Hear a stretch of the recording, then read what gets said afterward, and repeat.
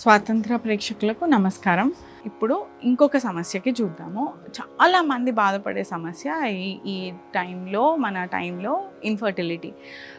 Infertility అనేది both men and ఉమెన్ని బాగా అది గ్రిప్ చేస్తుందన్నమాట. చాలా టెన్షన్ అండ్ స్ట్రెస్ కాజ్ చేసేది. అందరూ ఏం చెప్తారు అంటే స్ట్రెస్ అండ్ టెన్షనే దానికి లీడ్ చేస్తుంది అంటారు. మళ్ళీ స్ట్రెస్ అండ్ టెన్షన్ లేకపోతేనే ఎక్కువ మనకి బేబీస్ ఫామ్ అవుతారు అని కూడా అంటారు. సో ఇది ఒక విషియస్ సైకిల్ లాగా అనమాట. మనకు తెలియకుండానే ఒక సైకిల్లో మనం వెళ్ళిపోతాం దాని గురించి ఆలోచిస్తూ. సో అసలు దానికి రెగ్యులేట్ చేయడానికి మన బాడీలో ఆ స్పేస్ ఎలా క్రియేట్ చేయగలుగుతాం అంటే మనం ఏం చేస్తే మన బాడీ బేబీస్కి కండ్యూసివ్ అవుతుంది అండ్ మన మైండ్ కండ్యూసివ్ అవుతుంది అంటే రిసీవ్ చేసుకోగలుగుతుంది అనేది చూద్దాము. ఇది అన్ఫార్చునేట్లీ చాలామంది ఈ సమస్యతో బాధపడుతున్నారు. బట్ యోగా త్రూ ఖచ్చితంగా సొల్యూషన్స్ ఉన్నాయి. దానికి మెన్ అండ్ ఉమెన్ కలిపి చేసుకోవచ్చు అండ్ డిఫరెంట్గా చేసుకునేవి కూడా మనం ఖచ్చితంగా చూద్దాం ఇవాళ.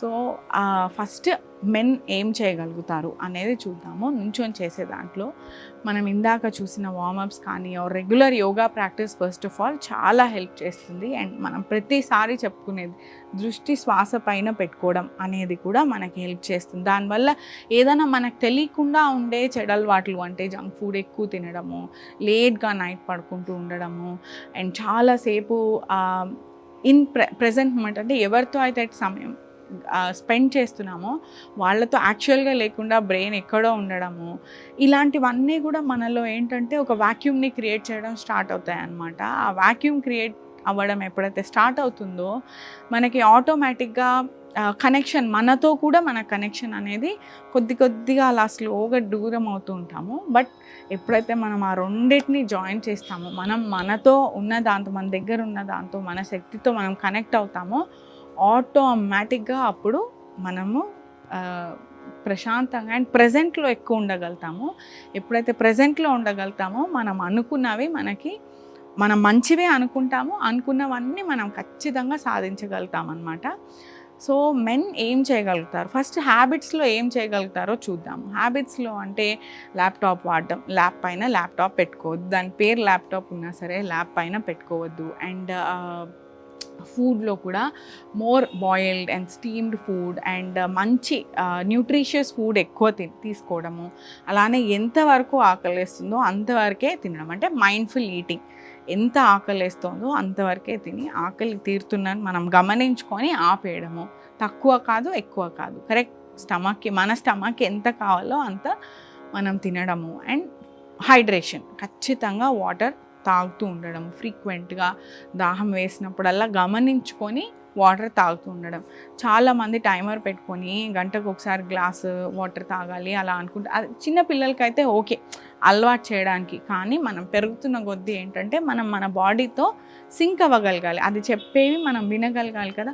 సో ఆ సింక్తో అది థర్స్ట్ అని చెప్పినప్పుడు దాన్ని థర్స్ట్ వాటరే ఇవ్వడము. దానికి సోడాజో అలా కోలాస్, కాఫీ, టీ ఇవి కాకుండా కెఫెయిన్ పదార్థాలు ఉండేవి కాకుండా ఖచ్చితంగా మనం వాటర్ ఎక్కువ ఇస్తూ ఉంటే ఇవన్నీ మన బాడీ అనేది క్లెన్స్ అవ్వడం మొదలు పెడుతుంది అనమాట. అండ్ మన మైండ్ అనేది ఏంటంటే ఎక్కువ ఫ్రస్ట్రేషన్లో ఉండకుండా కొంచెం ప్రశాంతంగా ఉండగలుగుతుంది. ఆ ప్రశాంతతలో మనం ఇప్పుడు చూడబోయే ఆసనాలు చేసుకుంటే ఈ లైఫ్ స్టైల్తో పాటుగా ఖచ్చితంగా మీరు రిజల్ట్స్ అనేవి చూస్తారు. ఇప్పుడు చూద్దాము దానికి ఏం చేయొచ్చో. లెగ్స్ అనేవి దూరం పెట్టి ఇన్హేల్ చేసి మనం త్రికోణాసనం చూసాం కదా, ఆ త్రికోణాసనంతో పాటు స్లోగా ఓపెన్ చేసి రైట్ ఫుట్ అనేది ముందు పెట్టి వీరభద్రాసనం అనమాట. ఇలా ఉండి దీంట్లో అట్లీస్ట్ 5 బ్రెత్స్, డీప్ బ్రెత్స్ వరకు ఉండడం.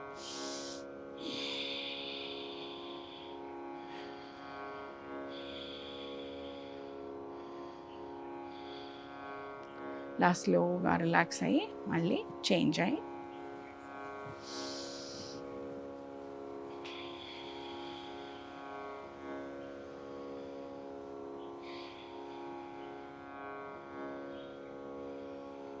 స్లోగా రిలాక్స్ అయ్యి వెనకాలకి వచ్చి మళ్ళీ వీరభద్ర 2 ఇన్హేల్ చేసుకొని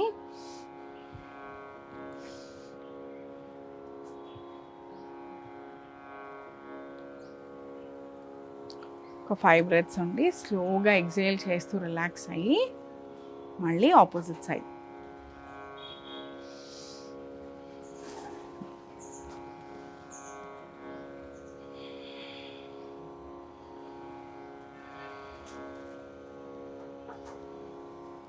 స్లోగా ఓపెన్, క్లోజ్.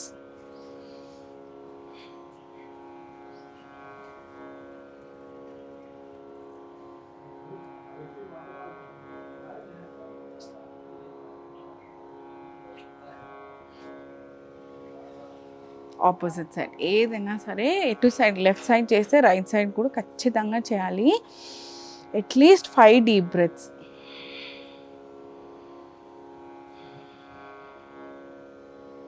స్లోగా అట్లీస్ట్ ఒక 5 డీప్ బ్రీత్స్ తీసుకున్నాక స్లోగా ఓపెన్ చేసుకొని మళ్ళీ ట్విస్ట్ అయ్యి స్పేస్ తీసుకొని